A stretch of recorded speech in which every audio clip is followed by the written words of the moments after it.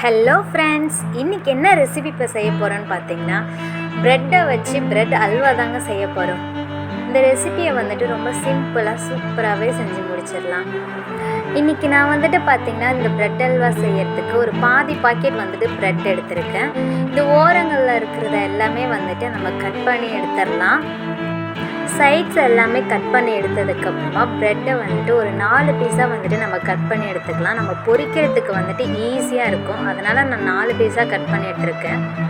இப்போ ஒரு கடாயில் எண்ணெய் ஊற்றி எண்ணெயை நல்லா சூடு பண்ணி எடுத்துக்கலாம். எண்ணெய் நல்லா சூடானதுக்கப்புறமா நம்ம கட் பண்ணி வச்சுருக்க ப்ரெட் துண்டுகளை இதுக்குள்ளே சேர்த்துக்கலாம்.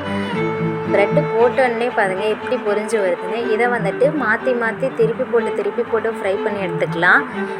நீங்கள் எந்த அளவுக்கு கலர் வேணுமோ உங்களுக்கு ப்ரெட் அல்வா அந்த அளவுக்கு நீங்கள் பொரித்து எடுத்துக்கலாம். கோல்டன் ப்ரௌன் கலரில் வேணும்னா கோல்டன் ப்ரௌன் கலர்லேயே எடுத்துக்கலாம்.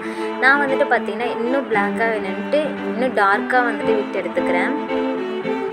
பொரித்த ப்ரெட் துண்டுகளை ஒரு வேறு பிளேட்டில் மாற்றி வச்சுக்கலாம். இப்போது ஒரு பேன் எடுத்துக்கலாம்.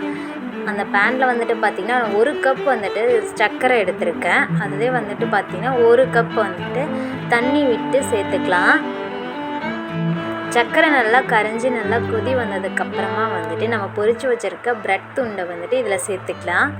சேர்த்ததுக்கப்புறமா அந்த சர்க்கரையோட பாகு எல்லாமே இந்த ப்ரெட் துண்டு உறிஞ்சிக்கும்.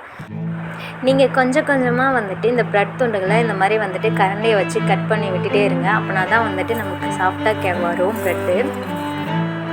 நல்லா சர்க்கரை பாகை எல்லாமே இந்த ப்ரெட் துண்டுகள் எல்லாம் உறிஞ்சதுக்கப்புறமா நம்ம இது கூடவே பால் சேர்த்துக்கிறேன். நீங்கள் பால் சேர்த்தாலும் சேர்த்துக்கலாம், இல்லைன்னா அப்படியே கூட பண்ணிக்கலாம்.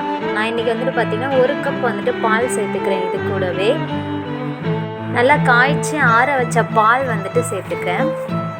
சேர்த்துட்டு நல்லா மிக்ஸ் பண்ணி விட்டுடலாம்.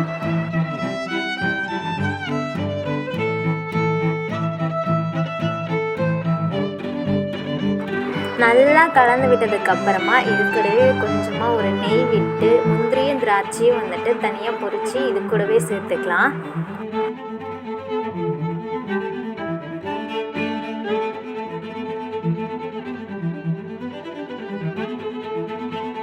முந்திரி திராட்சையும் சேர்த்து நல்லா கலந்து விட்டுக்கோங்க. அவ்வளோதாங்க, நம்ம ப்ரெட் அல்வா சூப்பராக ரெடி ஆகிடுச்சு.